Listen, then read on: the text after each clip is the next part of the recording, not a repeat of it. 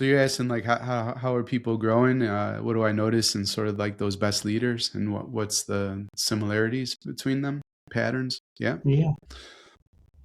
They take their leadership growth very seriously, right? Obviously. So, in my mind, right, if you got ruckus makers and play it safe principles, a play it safe principle is just going to wait for the school district or whoever to develop them, And I mean, in some respects, to me, it's like, are you the hero of your story, or are you a victim, right? It's like I have a therapist that I'll talk to, and one of the big things that we kind of explore is this idea of like, what is it that you want here, and what's the action? So, what's your intention? What's your action, right?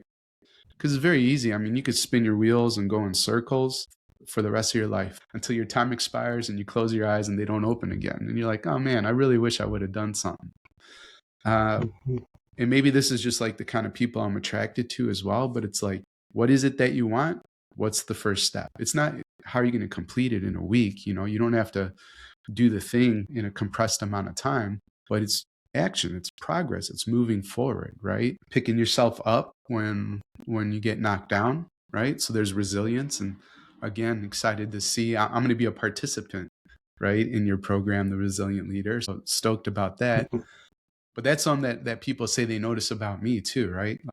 You'll get knocked down, you'll get beat up, uh, but you figure out a way to dust yourself off and get back in the arena, as Teddy Roosevelt would say. So, taking in control, intention and action, always getting back up. I think there's like a humility, or, what I say is rule number 6, not taking yourself so seriously. And so, right, like I know that I don't have the best ideas all the time. And it's great to be around people that can poke holes in my thinking or offer different ways to view the world and perspectives. And that's only going to make me better, And so am I open to it and that kind of thing. They're less judgmental, right? So how we were talking about the interview style and how it's changed, and me knowing my strengths and relying on my intuition, but that curiosity and hopefully a lack of labeling and judgment, if you can just kind of like observe the thing that happened and just be like, huh, how fascinating, isn't that interesting that happened?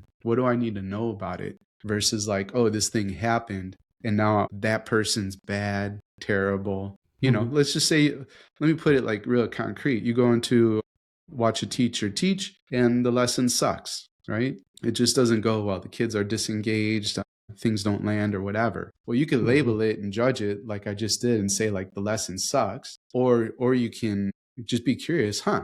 Isn't that interesting how this played out, right? And then have more of an open-minded discussion about what was the teacher trying to do, where are they at in their teacher journey, like maybe they were taking a risk. Maybe they're teaching something new for the first time and seeing if it would land with students. If you come in there judging it and being like, that was the worst lesson I've ever seen, is that teacher ever going to take a risk again? Probably not, because you were a jerk, right? And evaluated them into being average. Isn't that terrible? But if you're curious and be like, huh, how do you think that went? What were you trying to accomplish?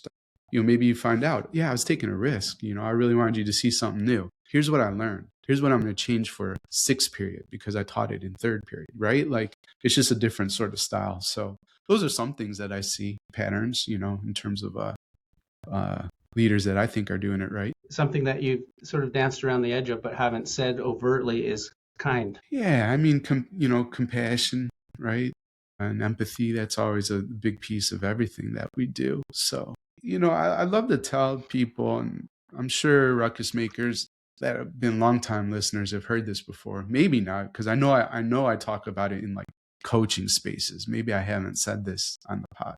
But I tend to believe that your people really want to know the answer to 2 questions on your campus. And if you're aware of these 2 questions, right, and you can answer them in a very solid way, right, your people are going to feel great about where they're working. So the 2 questions are this. Number 1, do I belong here, right? And number 2, am I doing a good job? So if people know that they are connected, they're a part of a community, they belong, that you want them on the team, that's great, obviously. And if they know that they have some level of competence, yet you're pushing them to be better, who doesn't want to be a part of a high achieving team, right? And if there's an absence of those answers, there's going to be problems within your culture. So that's kind of an area of compassion I think you can explore as well. Nice. Good Have you answer. heard those before? Yeah.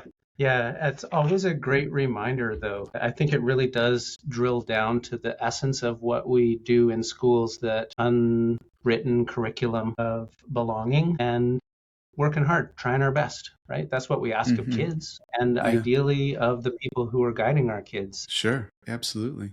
Yeah, those questions translate right to your students as well, right? So that's a good insight that you had there.